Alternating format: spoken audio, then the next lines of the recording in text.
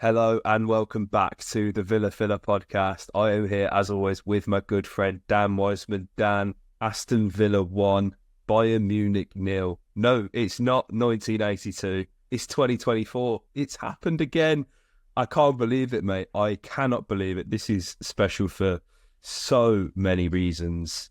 We'll of course get into that throughout the podcast. But before we do, mate, how are you doing? Oh man, it's amazing. It's amazing. It's hard to put into words, isn't it? Like, it's such an emotional kind of last 24 hours, and I think even the fact that the scoreline mirrors that of 1982, with one in 67th minute, Duran wins it in the 79th minute. Like, there's just so many parallels. I think Unai summed it up so well, didn't he, in his Instagram post, where it was like, the perfect night. Like, it's hard to imagine like it could have gone any better.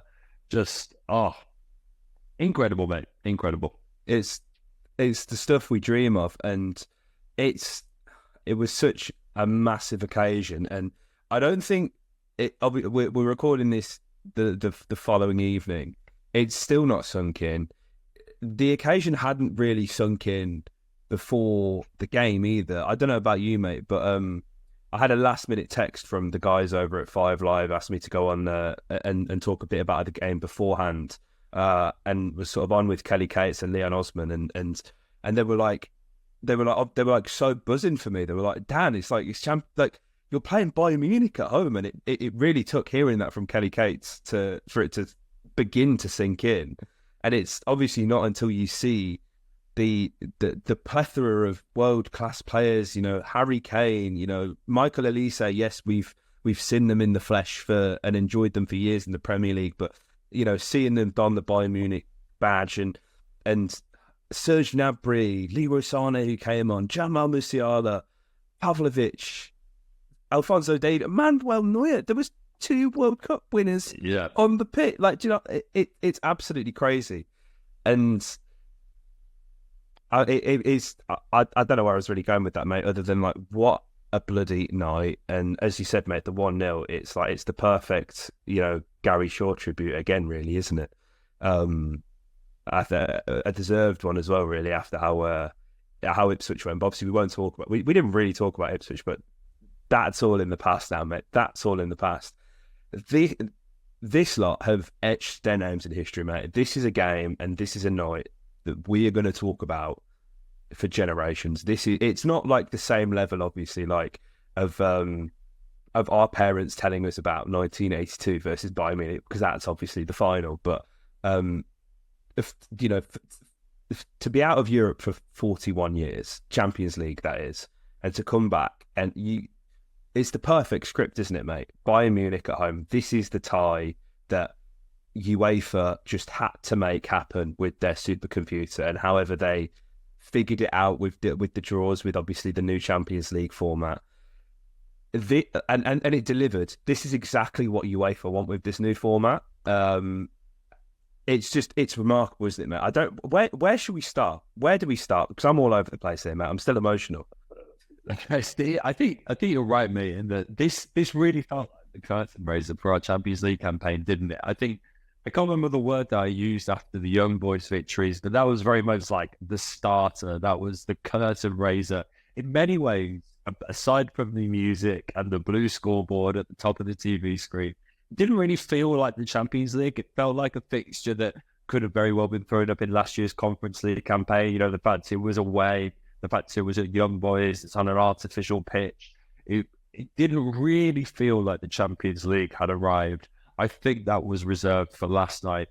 And when, as you say, just seeing the kind of teams walk out, the Holte end singing "the champions" at the end of it, that was the moment that I think it really arrived for so many people.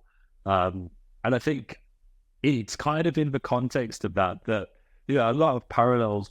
I think neutrals will draw a lot of parallels between that game and with Newcastle's result against PSG in their first game of their Champions League campaign last season.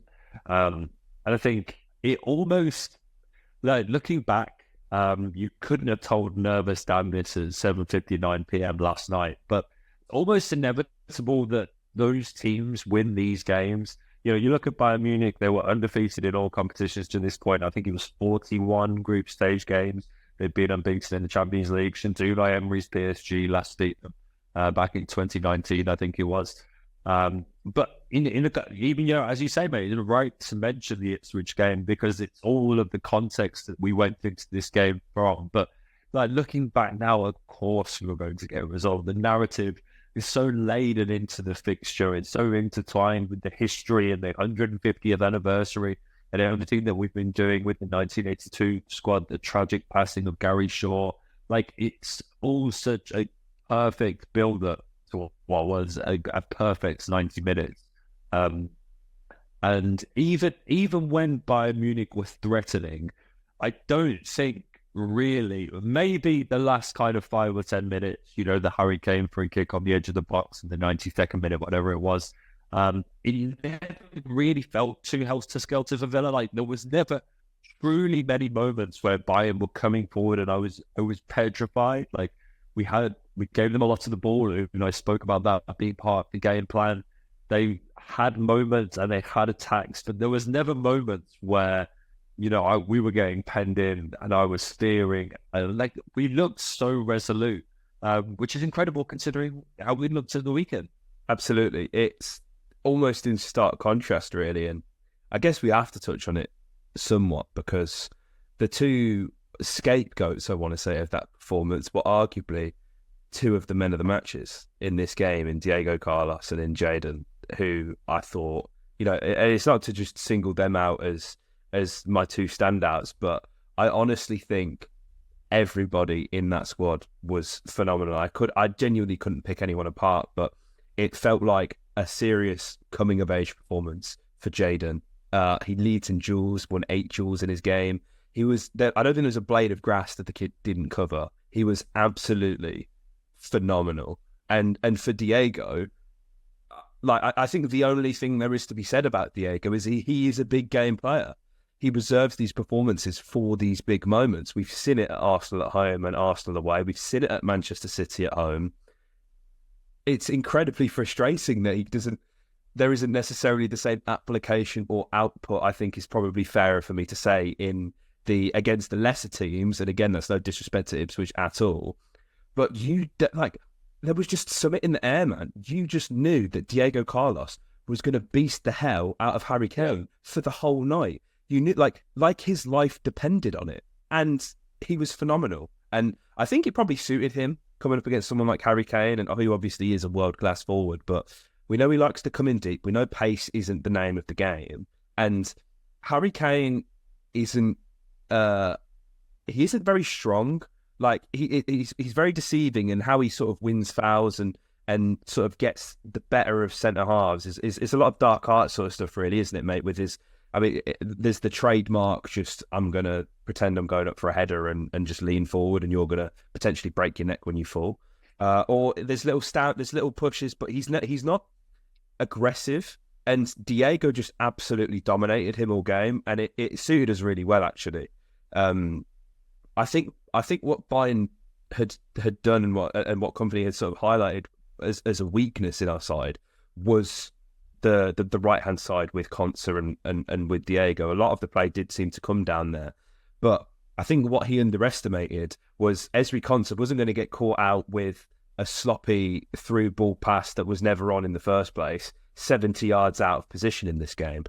There was always going to be a level of discipline from Villa. And as you say, mate, you and I alluded to it, we didn't want to have the ball. We didn't need to have the ball. And I think this is where it can kind of get misconstrued and lost from maybe a neutral's point of view. They see that Bayern Munich have, how much of the possession do they have, mate? 76%, I want to say. 70% possession, right? They've dominated the ball. And people will see that and people will watch the game and go, like, Bayern smothered Villa. The possession was it was in totally meaningless areas. Like, it's all sort of part of the game plan. And we were just so disciplined, and it was absolutely, I don't even want to say shithousery, because we didn't shithouse them. Like, we've executed a game plan to perfection, which was sort of tweaked at moments in games. It wasn't helped with JJ's injury and then having to take Leon off because he clearly wasn't fully fit either. And that's what I think, that's where we have the edge in a lot of these sort of one-off knockout European games, which obviously Unai has built a career on, is his phenomenal in-game management, but as well, even as fantastic as Bayern Munich are and all the world-class players that I've listed off, you can tell that that's still drilled in from years of Julian Nagelsmann, of Hansi Flick, whoever else is managed by Thomas Tuchel. Vincent Kompany was tactically outwitted throughout the whole game, and every single roll of the dice that Kompany had, it didn't work fundamentally. It did not work. Even those late changes, when you, I know I'm getting way ahead of myself here, mate, but bringing on João Palhinha to try and keep more control of the ball during a period of time where, you know, I think we were sort of growing into it a little bit more, and we were having more of possession. But then, you know, you've gone and taken off Upamecano, which we'll get to that. Don't you worry about that, guys. And put in Leon Goretzka on at centre half, which, like, to me didn't really make much sense either. Unai had the better of Kompany throughout the whole game, and we've got what we deserve from that, mate. We've absolutely got what we deserve. I think there's two areas, right, that you could argue that, well, one that is a given, the other one that is a conversation for sure, that we had the beating of Bayern, and it's in the dugout and in goal. Those are the only two positions really where you could say that going into the game, that's where we have an advantage. And I think both of them were such telling reasons as to why we won that game. Obviously, Emmy's outstanding, but Unai is the manager that is just so savvy in these situations, and it's quite incredible to learn that everything that kind of played out in that game was seemingly foreseen. I'm not going to go ahead and jump ahead to the goal because we'll give that its whole podcast. But it was picked out that obviously how high Manuel Neuer likes to play, how they'd spoken to Jhon Duran about this, giving his willingness to shoot from range, and Jhon Duran said to, I think, CBS that he didn't even look up before he takes the shot because they'd spoken so extensively about where they expected Neuer to be at different times and stuff, and kind of how that played out. They knew how high Bayern, and this say they knew how high Bayern were going to play. It was ridiculous how high that line was. It was baffling. Upamecano was at times 10, 15 yards inside our own half, which is even just from the basics of the offside rule, a crazy position for a centre-back to be. And leaving him isolated up against Ollie Watkins is just, I understand what Kompany was trying to do. I think they were just trying to suffocate us, basically. We know how all of our moves start right from the goalkeeper and all the centre-backs.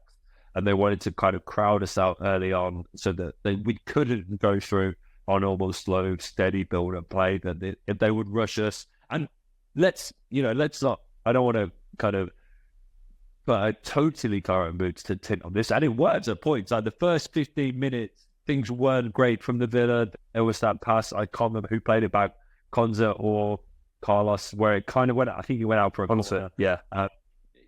Emery kept it in, but it looks like from the TV angle it goes out for a corner. And we did struggle to find those routines, but I think once we kind of clocked onto what Bayern were doing and that ball over the top kind of opened up, even then, it took us a few times to execute it correctly. It would fall short, it would be intercepted.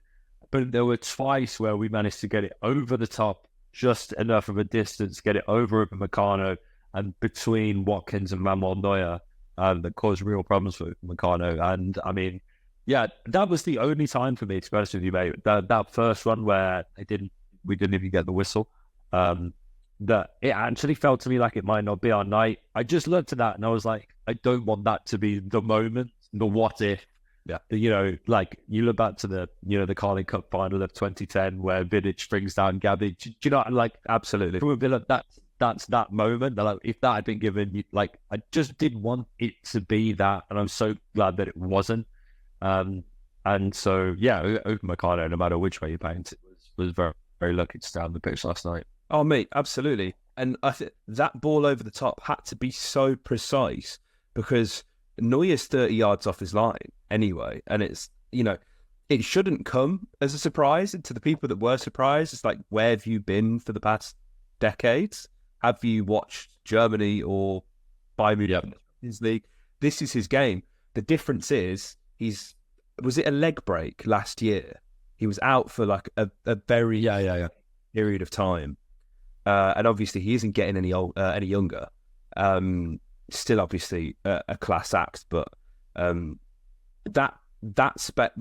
was a very small bit of grass that we had to hit with that long ball, whether that's Emmy, whether that's Pau, whoever it may be, to get it perfectly for Ollie to be able to beat Upamecano and Neuer to the ball.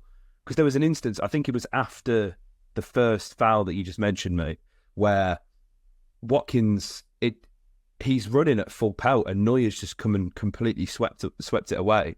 And I mean, to be fair, it didn't even shock me because I thought, Jesus Christ, I thought Ollie would get to that. But then I remembered, Neuer's only actually had to run 10 yards to make that ball. Yeah.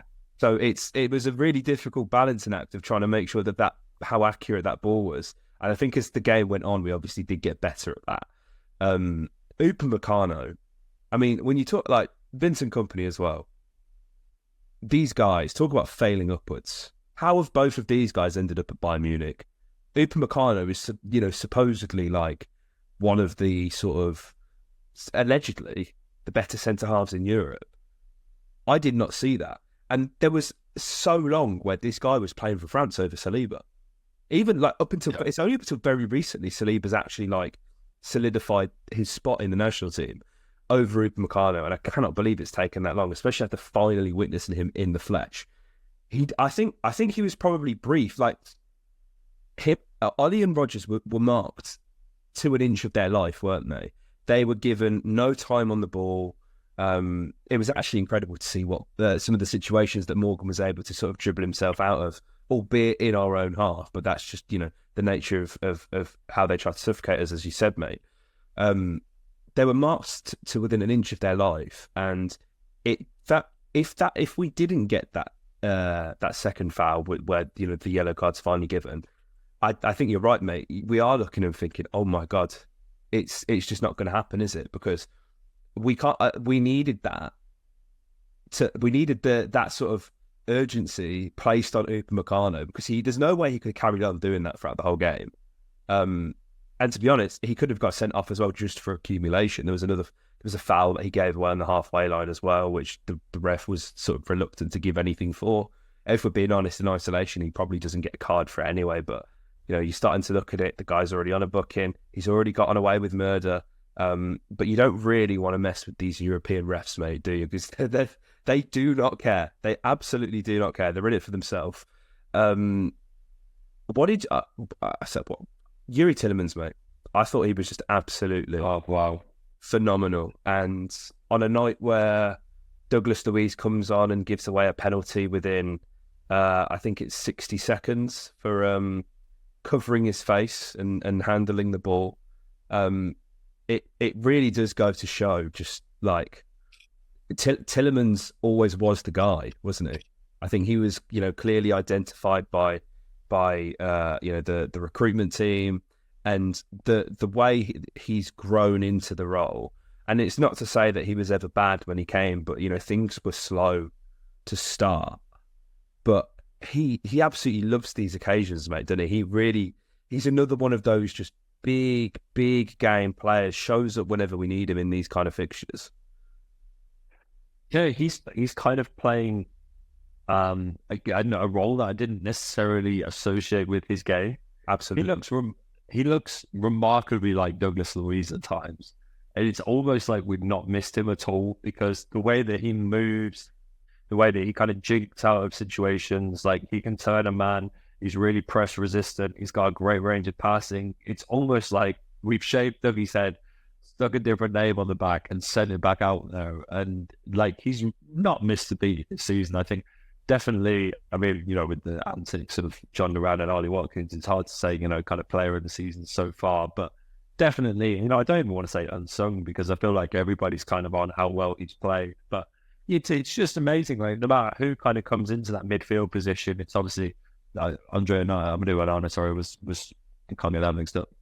Was struggling. Andre's not my name, mate. His hammy. There's some merch we need. Yeah, he was struggling with his hammy, like all through the first half, and it was tough, and we had to worry about like, you know, even Ross Barkley's just this dream plug and play midfielder. Unbelievable. No matter who kind of comes on and plays for Villa, all the substitutes are great. I say Villa came on. Okay, Leon didn't have the best game, but we know he's kind of coming back from full fitness, and you know he still did his, came on, played his part. But yeah, like you look at someone like Ross Barkley comes on in any game, and so like it's just amazing. No matter who we kind of, the different parts that we fit into that midfield, it all just seems to work so well. And when you consider the Boomers got to come back, and I know this was a question about Yuri Tielemans, but it's more just like that entire midfield is working so well. And I think the biggest compliment that you can pay them is that like Douglas Luiz is, and it's sad to say, but he is kind of just an afterthought now. Yeah, absolutely, mate. Ross Barkley, oh my God, so dreamy. Surely this guy starts against Manchester United after that. I think there's just like, I mean, we all know what Ross Barkley's capable of, and you know, we all remember him sort of bursting onto the scene as this all-action number 10, scoring goals, phenomenal dribbler, but he's got this like intelligence, like he's been around the block now. He knows what to do, and you know, I was looking at the stats when you was talking there, mate. I find it hard to believe that he only made 5 accurate passes, albeit out of 9. But he seems to look after the ball so well, and you know, it says something when you've got people like Pavlovic and Joshua Kimmich and Jamal Musiala all pressing on you at the same time, and this guy's just shimmy this way, shimmy that way. Okay, yeah, let's just try and pop a little ball to Ollie or to Morgan to run onto. Like, this guy's phenomenal, and we've seen it before, but he keeps producing. It's like I'm waiting for Ross Barkley to come on and drop a stinker, and it just like, not because I want it, because I'm just like, he can't continue just coming on and being this excellent substitute midfielder for 45 minutes. But he keeps doing it. He's amazing. I love the guy so much, genuinely. Yeah. And the options you say that we have now, mate, as a result of it, it's absolutely it's dreamland, isn't it? And I mean, and on substitutes, mate, Jhon Duran. Yeah, come on. Oh my! Let's talk about it. Oh my goodness! This guy is having a goal of the season competition with himself, and it's the sheer audacity to lob Manuel Neuer, even though like realistically that's how you're going to score against Manuel Neuer. You know, if you're going to put your money on anyone lobbing Manuel Neuer in this Villa team, you would absolutely put it on Jhon Duran. It's so outrageous, isn't it, mate? The technique, the fact he doesn't even look. But like, the one thing that is getting lost in all this, mate, is the ball from Pau. How inch perfect was that assist? It's, you know, the reason that we both kind of touched on, the reason why Bayern can play that high line that they've played is because they have Manuel Neuer, who like reinvented what goalkeepers are today. He's the blueprint, right? Yeah. For my money, the greatest goalkeeper of all time. Oh wow, no, that's a take. Like, I would go as far. I think the way that he's kind of revolutionized that position, and his peak, definitely, I've never seen anything else like that. And he's the reason that they can play that high line. And so the weight of that pass that you mentioned, mate, is exactly it. Because you underhit it, it's an easy interception, you overhit it, and you know, that kind of ball playing monster of a goalkeeper is there ready to kind of shovel it up. But the weight is perfect. And it's really interesting in that, you know, I've seen a lot of people kind of go, well, you know, Watkins doesn't do what Jhon Duran does there. Watkins doesn't shoot from there. But I think Watkins is the reason that Duran should and can shoot from there. Yeah. Because he'd been stretching Upamecano all game. He had Upamecano on that yellow. If Upamecano's not on a yellow, I think he dives in. I think the reason why he stays, well, like remains like behind the man and doesn't go around for the ball is because he's on that yellow card. And then, yeah, I mean, Jhon Duran, like, it's, I can't believe, like, I saw a tweet, actually, and it was just, I can't remember, it was from what, like, it may have been a bot account, and it was just like, goal, Aston Villa 1-0, Jhon Duran lobbed Manuel Neuer from 30 yards, and I must have looked at that tweet and read it, like, 3 times, like, wait, Jhon Duran lobbed Manuel Neuer from 30 yards. It's crazy. It almost, that's what can't sink in. That's what may never sink in. That Aston Villa beat Bayern Munich 1-0. Jhon Duran lobbed Manuel Neuer from 30 yards. It's inconceivable. It can't happen. I'm not sure it did happen. Like, the guy is the kind of the tremor of excitement that goes around Villa Park when he comes off the bench and he's standing on the touchline, and you can feel it. It felt like it against Everton. It felt like it against Bayern. Like, you almost know what's going to happen. You just don't know how it's going to happen. It was inevitable once he came on that he was going to score the winner. And yeah, I mean, when we talk about substitutions that deserve to start games, I mean, I don't even who starts up front on the weekend. I don't even know. But yeah, I can't really wrap my head around that goal. I think if Manuel Neuer is on his line, I think he struggles to save it. Yep. It's like just inside the post, and it's hit so well. I can't wrap my head around it. Well, he's so far off his line. Like, it's hard to tell from, like, the angle that you see in a lot of the replays and in the GIFs and everything that's from behind. He's like a millimetre from getting a touch on it, right? And you would assume the slightest touch, he's going to dip it over the crossbar. 25 yards off his line. Like, it's ridiculous. Like, even if Neuer got a touch to that, he's just helping it go in. It's absolutely great. And obviously, I mean, we've not even talked about the goal that's been disallowed, mate. Like, Pau Torres. Obviously, JJ's miles offside, but it's a shame whoever it was in the Holte wasted their flair for that moment. But I'm sure there were some absolutely cold pictures of the boys celebrating. But like, do you know what it is though? Like, that goal, I think, did give us the belief that we could go and get something, and it was very much. It's quite typically Villa, really, isn't it? We're scoring a lot of these goals now in these sort of, I want to call them back post scrambles. It's a beautiful ball in from Dean. Jadon has touched it down almost in an identical way that Conte scores against Wolves, hasn't he? He's facing the complete other way. He's brought it down off the outside of his foot, and Pau, he's landed to Pau and he's managed to guide it in. Obviously, JJ, I think there was about 4 players that were just miles offside when that initial ball was played into JJ from the free kick. So absolutely have to give Austin McPhee his flowers, don't we, mate? There. It's just so surreal, mate. And do you know what? It's the fact that I must have had about 50 messages off people who don't even support Villa. Everybody's either on WhatsApp or has replied to my story and just been like, "Oh my goodness, mate, that must have been fucking incredible."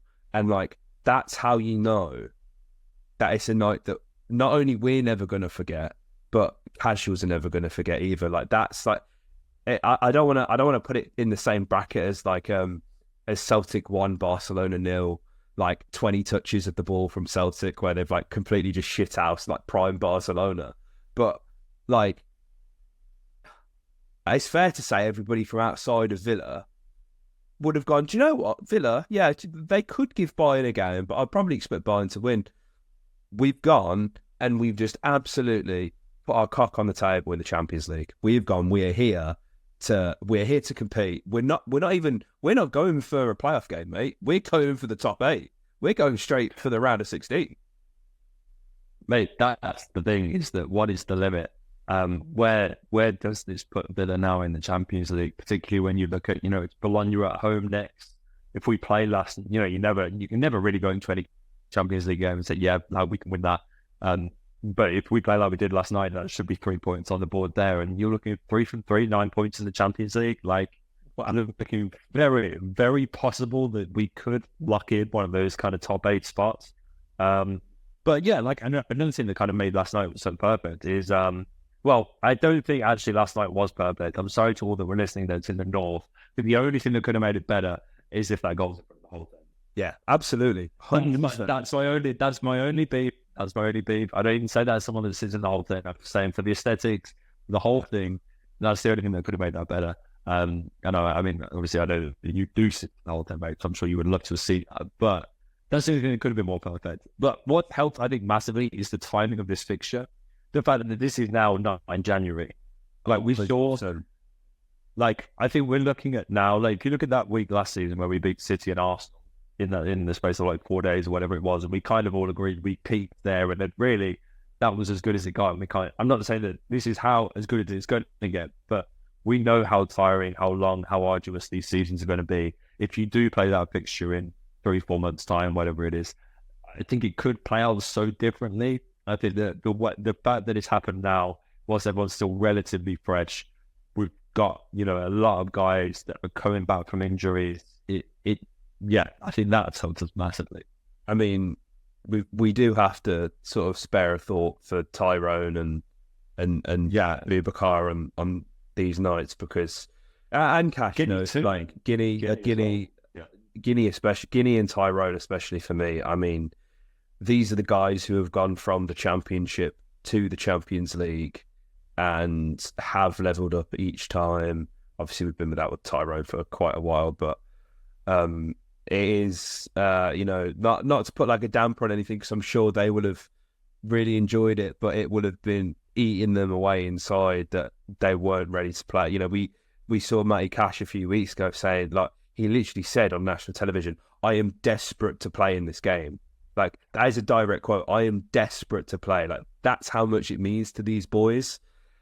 You know, obviously it's a fantastic night for us, and there's plenty of games still that these guys can play in. But you know, but for all the reasons you listed at the top of the podcast, mate, Bayern Munich, it was the tie of all ties that we could have drawn and that we did draw. So yeah, I hope they're doing all right.